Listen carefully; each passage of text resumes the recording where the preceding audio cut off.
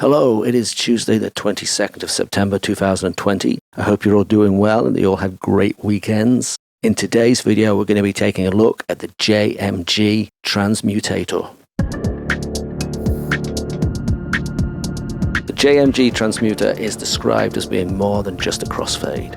It allows you to blend one instrument to another in new, exciting, inspired, and creative ways. It can be used to create transitions between tracks, different parts of a song, or between one song and another. I figured that my demo production, comparing the newfangled audio pendulate to the generate, was as good a place as any to test this plugin. Let's start off with a simple crossfade effect. And here we've got the drums. We've got two different drum loops running. We've got one that sounds like this. And then we have a second one that sounds like this. At the moment, we have the second set of drums coming in over the top of the first set.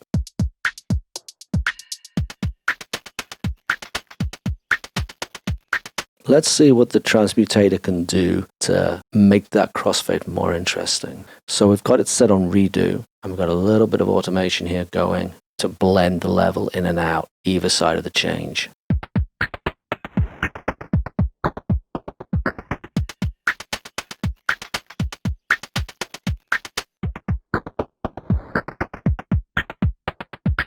What I really like about that is it's not only introducing a different texture into the production, it's also adding a lot of percussive variance and a new kind of rhythmic quality. We have two bass lines going on the production at the same time. Together they sound like this.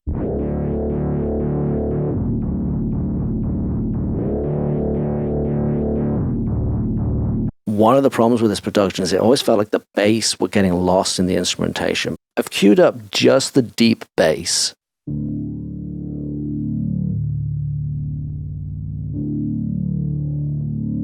And you can hear that even on its own, it kind of gets a little bit lost. It doesn't really stand out.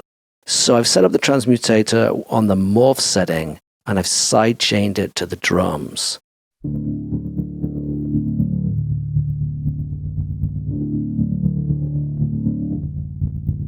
I really like the way it's just introducing that little bit of pulse.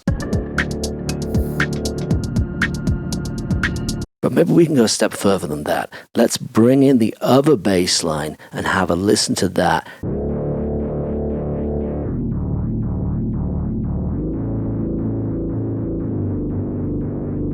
And you can hear that second bass already has a rhythmic quality to it. But it doesn't always line up with that first bass. If we put the same effect onto the second bass,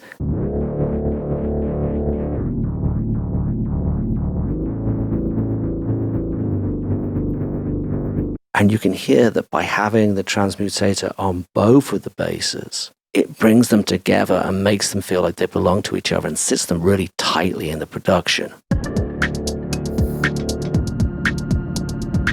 Let's have a look at how we can use the transmutator to create a reverb-like effect. Here we've got two percussive instruments playing together. Let's have a quick listen to what they sound like.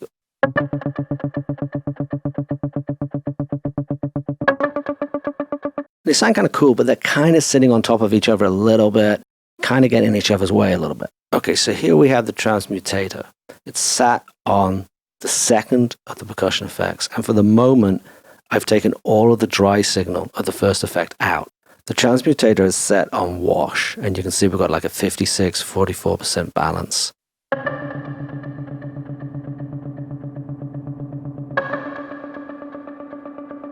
And you can hear it's introduced a kind of sense of depth. There's a sort of kind of like diffused, kind of almost like it's slightly submerged kind of effect.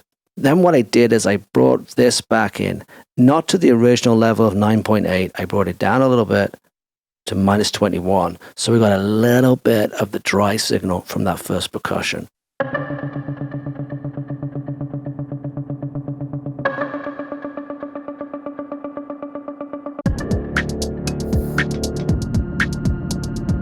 Let's stay with the idea of creating depth with the transmutator, but let's also look at how we can add texture as well. We're going to take a listen to the lead instrument. Now, at the moment in the production, we have one lead instrument playing.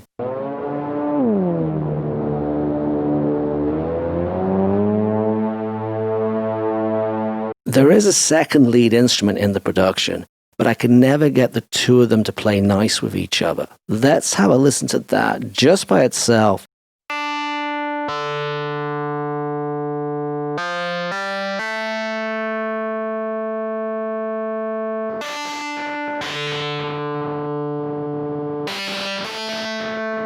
And you can hear it's quite sharp, it's quite blunt. Let's put the other lead instrument back in so you can hear the two of them together.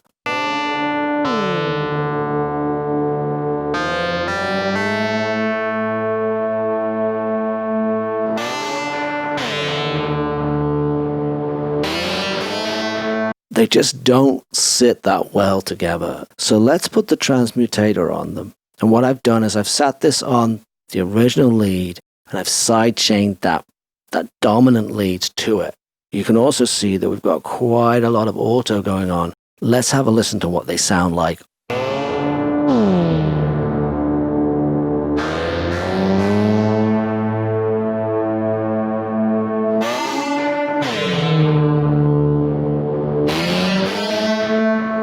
I really like how the Morph filter is twisting them up and creating kind of depth and texture and shifting the timbres and tone around. Let's stay with the idea of using the transmutator to try and twist up texture and affect an instrument that way. Let's take a listen to this riser effect. So this is what it sounds like on its own in the production as is.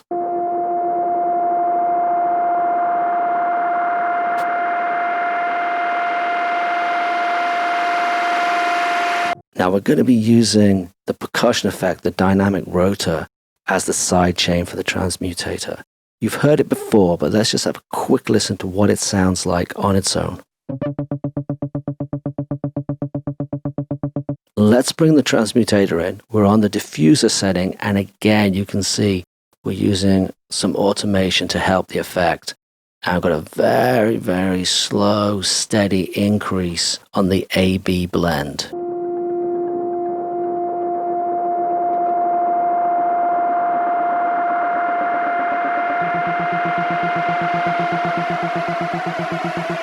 I love the way that twists up the texture right at the very end. It really kind of messes with it and gives this great kind of grindy, kind of almost analog kind of flavor. I really wanted to try out the transmutator on a bunch of tracks together. And I wanted to introduce some additional contrast into the production. But I didn't want to mess with the bass and the drums. I wanted to keep them consistent. So in order to do that, I created two bus channels, and I bussed the first set of, if you like, top instruments to one bus, and then the second set of top instruments to the second bus. At the moment, what you get is the drums and bass as you would usually, with the first set of instruments playing over the top, but nothing from the second set of instruments.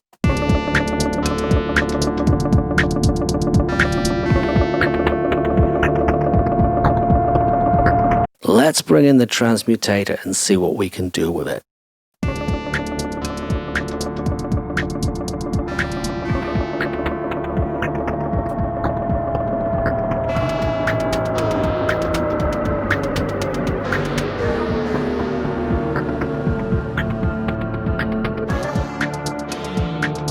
Wow, is all I can say. Wow, I love that.